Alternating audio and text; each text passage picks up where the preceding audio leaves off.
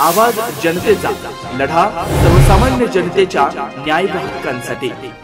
राहुरी तालुक्यातील देवळाली प्रवरा येथील श्रीरामपूर रोडवरील देवळाली बंगला परिसरात महावितरणच्या वीज वाहक तारेत शॉर्ट सर्किट झाल्याने परिसरातील काटवनाला आग लागल्याची घटना घडली।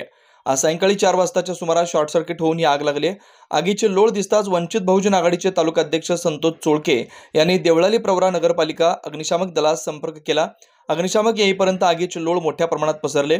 अग्निशामक दाखल झाल्यानंतर आग आटोक्यात आणण्यात आली। यावेळी वंचितचे संतोष चोळके, प्रितेश बोरकर, महेश कोळसे, अग्निशामक दलाचे भारत साळुंखे, पिंटू सूर्यवंशी, महावितरणचे दादा बोरकर यांनी आग आटोक्यात आणण्यासाठी परिश्रम घेतले।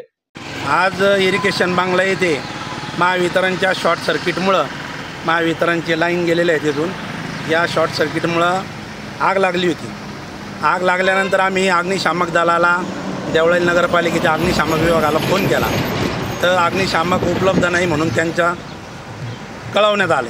त्याच्यानंतर त्यांनी एक छोटासा नगरपालिकेचं जे पाणी मारण्याचं पंप आहे तो पंप पाठवला, परंतु मला असं कळलं की अग्निशामक ही देवळाली नगरपालिकेतच उभी होती, परंतु हे कर्मचारी प्रत्येक वेळेस सांगतात की अग्निशामक ही बाहेर गेलेली आणि तब्बल 1 तास उशिरा अग्निशामक आल्यामुळं तो पूर्ण इरिगेशन बांगला जळालेला आहे। तुम्ही या बातमीमध्ये बघतानाच किती आग लागली होती।